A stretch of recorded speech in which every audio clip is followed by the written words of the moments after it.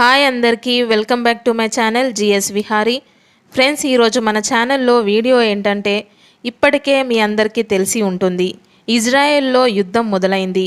October 7, 2023 ఈ రోజున Israel holiday. Israel కల్చర్లో ఇదొక ముఖ్యమైన రోజు. ఈ రోజును సెలబ్రేట్ చేస్తూ ఇజ్రాయెల్ ప్రజలు ఒక్కచోట చేరారు. ఒక్కసారిగా వాళ్ళందరిపైన హమాస్కు చెందిన ఉగ్రవాదులు దాడి మొదలుపెట్టారు. ఇప్పటి వరకు ఇలాంటి అతి దారుణమైన దాడులు చూడలేదు. అసలు పాలస్తీనా ఇజ్రాయెల్ పైన ఎందుకు యుద్ధం చేస్తుంది? ఇది తెలియాలంటే చివరి వరకు ఈ వీడియో చూడండి. ఇజ్రాయెల్ క్యాపిటల్ వచ్చేసి జెరూసలేం. ఇజ్రాయెల్లో ముస్లిం, యూదులు, క్రిస్టియన్స్కి మధ్య జరుగుతున్న సంఘర్షణకి మూల కారణం ఇజ్రాయెల్ క్యాపిటల్ అయిన జెరూసలేమే. జెరూసలేం గురించి ఎందుకింత సంఘర్షణ జరుగుతుందో తెలుసుకోవాలంటే మనం చాలా వెనక్కి వెళ్ళాలి. చాలా అంటే క్రీస్తు పూర్వం వెనక్కి వెళ్ళాలి. ఈ విషయాలన్నీ క్రీస్తు పూర్వం 1047 బీసీలో మొదలయ్యాయి. అప్పట్లో కింగ్డమ్ ఆఫ్ ఇజ్రాయెల్ అని పిలువబడే ఇజ్రాయెల్ కింగ్ సొలొమోన్ పాలనలో ఉండేది. అప్పుడు కూడా ఇజ్రాయెల్ క్యాపిటల్ జెరూసలేమే. ఈ జెరూసలేంలో కింగ్ సొలొమోన్ ఫస్ట్ యూదుల టెంపుల్ని కట్టించాడు. ఈ టెంపుల్ని టెంపుల్ మౌంట్, సొలొమోన్స్ టెంపుల్ లేదా ఫస్ట్ టెంపుల్ అని పిలిచేవాళ్ళు. ఈ టెంపుల్లో యూదులు రెగ్యులర్గా పూజలు చేసేవాళ్ళు. ఆ తర్వాత క్రీస్తు పూర్వం 586 బీసీలో బెబిలోనియన్స్ వచ్చి ఈ ఫస్ట్ టెంపుల్ని పడగొట్టేశారు. ఆ తర్వాత పర్షియన్స్ వచ్చి మళ్ళీ ఈ టెంపుల్ని తిరిగి కట్టించి సెకండ్ టెంపుల్ అని పిలుస్తూ పూజలు చేసేవాళ్ళు. పర్షియన్స్ తర్వాత వచ్చిన రోమన్స్ సెకండ్ టెంపుల్ను కూడా కూల్చేశారు. రోమన్స్ కూల్చేసిన తర్వాత ఈ సెకండ్ టెంపుల్లో కేవలం ఒక గోడ మాత్రమే మిగిలిపోయింది. ఇదే టైంలో రోమన్స్ ఇజ్రాయెల్లో ఉన్న యూదులను ఇష్టం వచ్చినట్లుగా చంపడం మొదలుపెట్టారు. దాంతో ఈ యూదులు చాలామంది యూరోప్కి వలస వెళ్ళిపోయారు. కొంతమంది మాత్రం రోమన్స్ క్రిందే బ్రతుకుతూ ఇజ్రాయెల్లోనే ఉండిపోయారు. అలా ఉండిపోయిన యూదులలోనే ఒక ఫ్యామిలీలో జీసస్ క్రైస్ట్ జన్మించారు. యూదుల ఫ్యామిలీలో పుట్టిన జీసస్ క్రైస్ట్ రోమన్ ఎంపైర్లో పెరిగి పెద్దవాడవుతాడు. అలా పెద్దవాడు అయిన తర్వాత అప్పటి వరకు యూదులలో ఉన్న కో రిలీజియన్ టీచింగ్స్ని పక్కన పెట్టి జెరూసలేం ఏరియాలో తన సొంత టీచింగ్స్ని మొదలు పెడతారు. రోమన్ ఎంపైర్ క్రింద క్రిస్టియానిటీని టీచ్ చేయడం చాలామంది యూదులకు నచ్చలేదు. దీంతో వీళ్ళంతా కలిసి జీసస్కి వ్యతిరేకంగా నిలబడి జీసస్ని పబ్లిక్గా సిల్వ వేసేలా చేశారు. సిల్వ వేసింది రోమన్సే అయినా కూడా సిల్వ పడేలా చేసింది మాత్రం యూదులే. అందుకే జీసస్ మరణంలో యూదుల పాత్ర ఎంతో ఉంది అని ఇప్పటికీ యూదుల మీద నెగిటివిటీ ఉంటుంది. ఆ తర్వాత 306వ సంవత్సరంలో కింగ్ ఫ్లేవియస్, వలేరియస్, కాన్స్టంటేనియస్, క్లోరస్ చనిపోతాడు. వలేరియస్ తర్వాత అతని కొడుకు కాన్స్టంటైన్ ద గ్రేట్ రోమన్స్కి కింగ్ అవుతాడు. కాన్స్టంటైన్కి క్రిస్టియానిటీ బాగా నచ్చుతుంది. దీంతో 312వ సంవత్సరంలో క్రిస్టియానిటీలోకి మారిపోతాడు. క్రిస్టియానిటీని అడాప్ట్ చేసుకున్నాక మొట్టమొదటి రోమన్ కింగ్ అవుతాడు కాన్స్టంటైన్ క్రిస్టియన్గా మారటంతో మొత్తం రోమ్ అంతా క్రిస్టియానిటీగా స్ప్రెడ్ అవుతుంది. రోమ్ ప్రజలంతా క్రిస్టియానిటీని స్వీకరించడం మొదలు పెడతారు. కానీ రోమ్లో క్రిస్టియానిటీతో పాటు యూదుల మీద ద్వేషం కూడా పెరుగుతుంది. ఎందుకంటే జీసస్ని సిల్వకు ఎక్కించటంలో యూదుల పాత్ర ఉంటుంది కాబట్టి. ఈ ద్వేషం బాగా పెరిగిపోయి యూదులను కొట్టడం, చంపడం మొదలు పెడతారు రోమన్స్. ఇంకా వేరే దారి లేక రోమ్ వదిలి యూదులు అందరూ పారిపోతారు. జీసస్ క్రైస్ట్ని సిల్వ వేసిన ప్లేస్లో king Constantine the church of holy సెపుల్క్రని కట్టించాడు. ఈ చర్చ్ టెంపుల్ మౌంట్కి 2 కిలోమీటర్ల దూరంలో ఉంటుంది. ఈ ఫోటోను చూడండి. ఇక్కడ గోల్డ్ కలర్లో డూమ్ ఉంది కదా, ఆ ఏరియాని మొత్తం టెంపుల్ మౌంట్ అంటారు. పక్కనే కొంచెం దూరంలో బ్లూ కలర్లో డూమ్ ఉంది కదా, దాన్ని ద చర్చ్ ఆఫ్ హోలీ సెపుల్క్ర అంటారు. ఆ తర్వాత 638 ఏడీలో రోమన్ ఎంపైర్ని ఓడించిన అరబ్ ఆర్మీ ఆఫ్ ఉమర్ పవర్లోకి వచ్చింది. రీసెంట్ టైమ్స్లో యూదులకు ముస్లింలకి ఫైట్స్ అవుతున్నాయి. కానీ అప్పట్లో మాత్రం యూదులకు ముస్లింల దగ్గరే ఎక్కువ సేఫ్టీ దొరికేది. ఎందుకంటే ముస్లిమ్స్ యూదులను తమలో ఒకరిగా భావించేవాళ్ళు. దీనికి కారణం వీళ్ళ రిలీజియన్స్ కొంచెం అటు ఇటు ఒకేలా ఉండేవి. సో ఎప్పుడైతే యూదులు ఉన్న ఏరియా అరబ్ కిందికి వచ్చిందో అప్పుడు జెరూసలేంలో ఉన్న second temple tomb of the రాక్గా మార్చేశారు. దాని పక్కనే అల్ అక్సా మసీదును కూడా నిర్మించారు. ఈ మస్క్ పక్కనే వెస్టర్న్ వాల్ ఉంటుంది. ఈ వెస్టర్న్ వాల్ వచ్చేసి యూదులకు సంబంధించింది. ఇక్కడ యూదులు ప్రేయర్స్ చేస్తూ ఉంటారు. ఈ అల్ అక్సా మసీద్ and tomb of the rock and western wall, ఈ మూడు ఉన్న ఏరియాని యూదులు టెంపుల్ మౌంట్ అని పిలుస్తారు. ముస్లిమ్స్ మాత్రం హరామ్ అల్ షరీఫ్ అని పిలుస్తారు. ఈ హరామ్ అల్ షరీఫ్ లేదా టెంపుల్ మౌంట్కి 2 కిలోమీటర్ల దూరంలోనే the church of the holy sepulchre ఉంది. సో జెరూసలేంలో ఉన్న ఈ మొత్తం 37 ఎకరాల ఏరియాలో క్రిస్టియన్స్, ముస్లిమ్స్, యూదులకు సంబంధించిన హోలీ ప్లేసెస్ ఉన్నాయి. సో ఈ 3 రిలీజన్స్కి జెరూసలేం ఎంత ఇంపార్టెంట్ అనేది మీకు అర్థమై ఉంటుంది. జెరూసలేంకి కొన్ని వేల సంవత్సరాల చరిత్ర ఉంది. అందుకే ఈ ఏరియా విషయంలో ఎప్పుడూ ఇష్యూస్ జరుగుతూనే ఉంటాయి.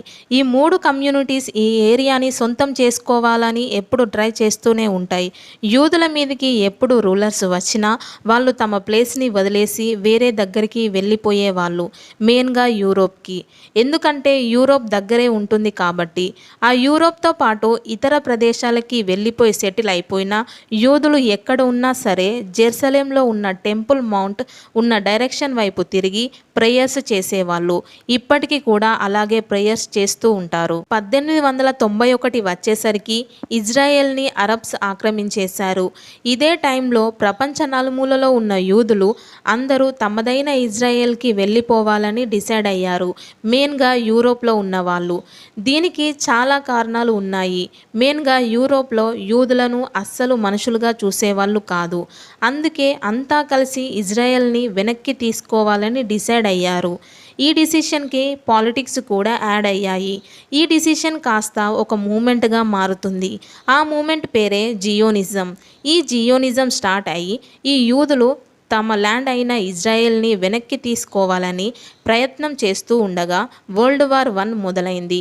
1914 ఒకటవ ప్రపంచ యుద్ధం మొదలైంది. ఈ వరల్డ్ వార్లో బ్రిటన్ ఒకవైపు ఉంటే జర్మనీ ఒకవైపు ఉంది. జర్మనీ తమకు సపోర్ట్గా ఓటమన్ ఎంపైర్ తెచ్చుకుంది, అంటే టర్కీస్ ఎంపైర్ అన్నమాట. ఓటమన్ ఎంపైర్ వరల్డ్ వార్ టైంలో ఇజ్రాయెల్ని పాలిస్తుంది. బ్రిటిష్ కూడా తమ సపోర్ట్ని తెచ్చుకోవాలని అనుకుంది. అమెరికా, రష్యా సపోర్ట్ చేస్తే బ్రిటన్ గెలుస్తుంది. దానికోసం బ్రిటన్ ఒక మాస్టర్ ప్లాన్ వేసింది.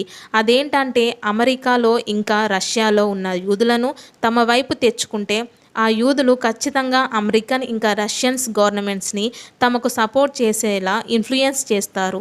సో యూదులను తమ వైపు తెచ్చుకోవడానికి బ్రిటన్ జియోనిజంని సపోర్ట్ చేసింది.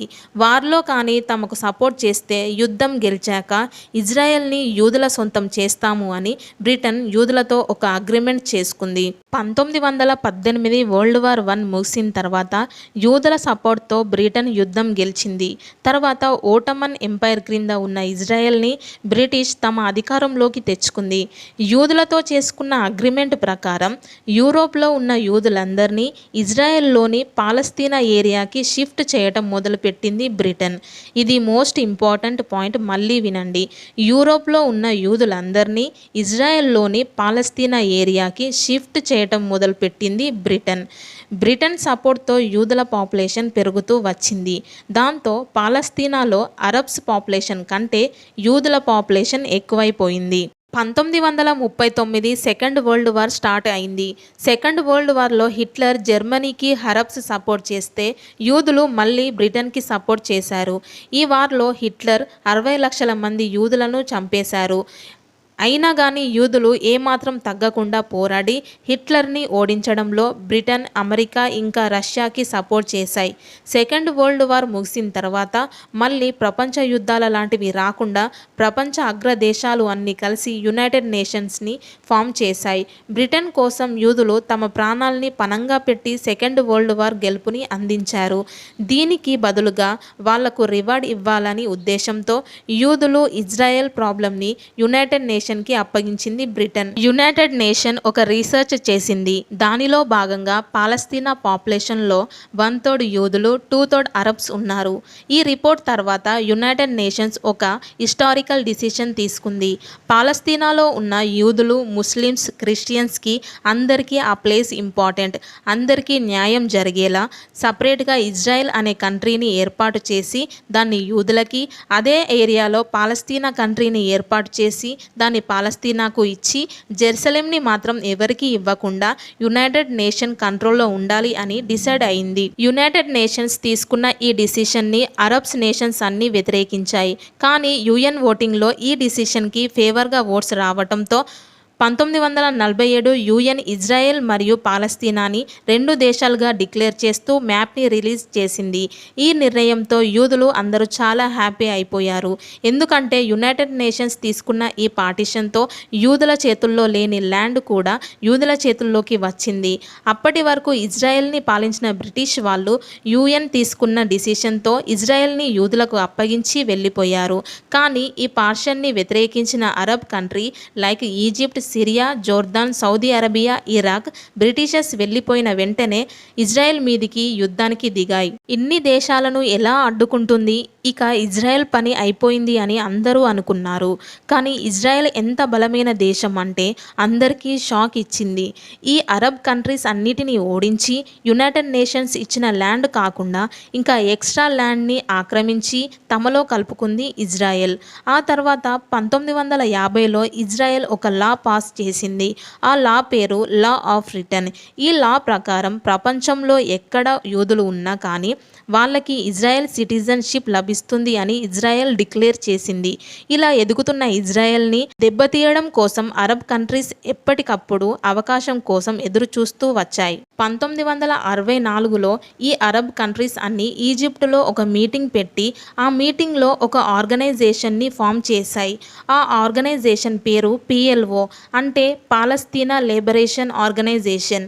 ఈ PLO మెయిన్ గోల్ వచ్చేసి యూదుల దగ్గర నుంచి ఇజ్రాయెల్ని లాక్కొని పాలస్తీనాకి అప్పగించడం. ఈ PLO ముందుగా పెద్దగా స్ట్రాంగ్ లేకపోయినా మెల్లిమెల్లిగా స్ట్రాంగ్ అవుతూ వచ్చి ఇజ్రాయెల్కి పక్కలో బల్లెంగా మారింది. 1969లో యాసిర్ అరాఫట్ PLOకి చైర్మన్ అయ్యాడు. యాసిర్ చైర్మన్ అయ్యాక అరబ్ కంట్రీస్ కాస్త వెనుకడుగు వేశాయి. అంటే ఇజ్రాయెల్తో యుద్ధం కేవలం PLOనే డైరెక్ట్గా చేయడం మొదలుపెట్టింది. యాసిర్ లీడర్షిప్లో PLO ఇజ్రాయెల్ని బాగా ఇబ్బంది పెట్టింది. 1973లో ఇజ్రాయెల్ డిఫెన్స్ ఫోర్స్ మీద అటాక్ చేసింది. అయినా ఇజ్రాయెల్ వెనక్కి తగ్గలేదు.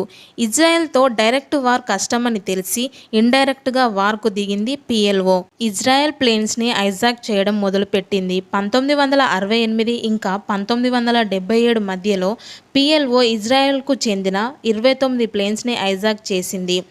ఇలా అటాక్స్ చేసి తమదంటూ గుర్తింపు తెచ్చుకొని యునైటెడ్ నేషన్స్ కంట్లో పడింది. కానీ ఇజ్రాయెల్ తమ పద్ధతిలో PLOకి సమాధానం ఇచ్చింది. ఇజ్రాయెల్ కూడా PLO మీదికి అటాక్ చేసింది. ఈ అటాక్తో PLO బాగా వీక్ అయిపోయింది. ఇక చేసేది ఏం లేక ఇజ్రాయెల్కి ఒక ప్రపోజల్ పెట్టింది. ముందు ఇజ్రాయెల్ మొత్తాన్ని ఆక్రమించాలని అనుకున్న PLO అది ఇంపాసిబుల్ అని అర్థం చేసుకొని మొదట్లో యునైటెడ్ నేషన్ ప్రపోజల్లో పాలస్తీనాకు ఇచ్చిన ల్యాండ్ని తిరిగి ఇస్తే రాజీకి వస్తామని ఇజ్రాయెల్కి ప్రపోజల్ పెట్టింది. కానీ ఇజ్రాయెల్ ఏ ప్రపోజల్కి ఒప్పుకోలేదు. ఎందుకంటే మళ్ళీ యూదులను తరిమి కొడతారు, మళ్ళీ యూదులు ప్రాణాలు చేతుల్లో పెట్టుకొని పారిపోయే పరిస్థితి వస్తుంది అని చెప్పి ఇజ్రాయెల్ ఈ ప్రపోజల్ని రిజెక్ట్ చేసింది. కానీ యునైటెడ్ నేషన్ ప్రెజెంట్ చేయడంతో డిసెంబర్ 13, 1993న ఇజ్రాయెల్ PLOతో ఓస్లో అకార్డ్స్ మీద సైన్ చేసింది. ఈ అకార్డ్స్ ప్రకారం Israel Gaza strip, west bank ఏరియాని పాలస్తీన్కి అప్పగించి PLO చైర్మన్ యాసర్ని పాలస్తీన్కి ప్రెసిడెంట్గా అపాయింట్ చేయాలి. ఈ అకార్డ్స్ సైన్ చేశాక అంతా సెట్ అయి రెండు దేశాలు ప్రశాంతంగా ఉంటాయి అనుకున్నారు అందరూ. కానీ అలా జరగలేదు. దీంతో పాలస్తీనాకి PLO మీద నమ్మకం పోయింది.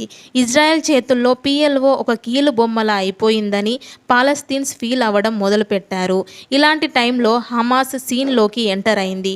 PLO మీద నమ్మకం పోగొట్టుకున్న కొంతమంది పాలస్తీనియన్స్ ఈ హమాస్ని ఫామ్ చేశారు. ఇది ఒక మినీ సైజ్ టెర్రరిస్ట్ గ్రూప్ లాంటిది. హమాస్ ఇజ్రాయెల్ మీద అటాక్స్ చేయడం మొదలుపెట్టింది. వీళ్ళకి ఫండింగ్స్, వెపన్స్ అరబ్ కంట్రీస్ నుంచి వస్తాయి.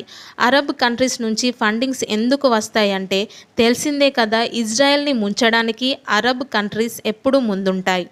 ఇది ఇజ్రాయెల్ ఇంకా పాలస్తీనా మధ్య వందల నాటి నుంచి జరుగుతున్న యుద్ధం. శనివారం ఎర్లీ మార్నింగ్ హమాస్ గ్రూప్ వాళ్ళు గాజా నుంచి ఇజ్రాయెల్ మీద వేల కొద్దీ రాకెట్లని వదిలారు. బార్డర్ నుంచి ఇజ్రాయెల్లోకి ఎంటర్ అయి అమాయకుల్ని కాల్చడం, కిడ్నాప్ చేయడం చేస్తున్నారు. డైరెక్టుగా ఇళ్లల్లోకి వెళ్ళి మరీ చంపుతున్నారు. కొన్ని వీడియోస్ అయితే చూడడానికి కూడా చాలా ఘోరంగా ఉన్నాయి. ఇక్కడ మీకు చూపించలేను కూడా.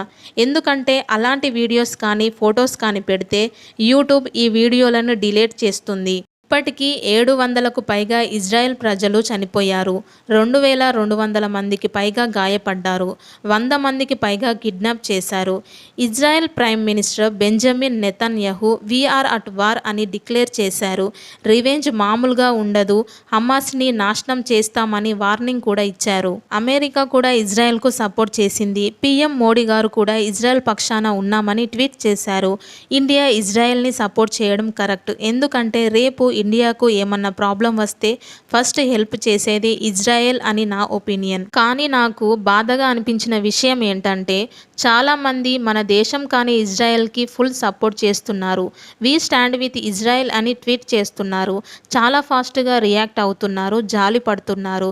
అది నేను తప్పు అనడం లేదు. కానీ వీళ్ళు ఎవరు కూడా మన ఇండియాలో ఒక భాగమైన మణిపూర్ అన్ని నెలలుగా కాలిపోతుంటే ఒక్కరు కూడా మాట్లాడలేదు ఈ ఇజ్రాయెల్కి సపోర్ట్ చేసే వాళ్ళందరూ. ఈవెన్ మన ప్రధానమంత్రి అయిన మోడీ గారు కూడా వెంటనే ఇజ్రాయెల్ మీద స్పందించారు. కానీ మన దేశంలో భాగమైన మణిపూర్ గురించి మాట్లాడడానికి ఎన్ని రోజులు పట్టిందో మనకు బాగా తెలుసు.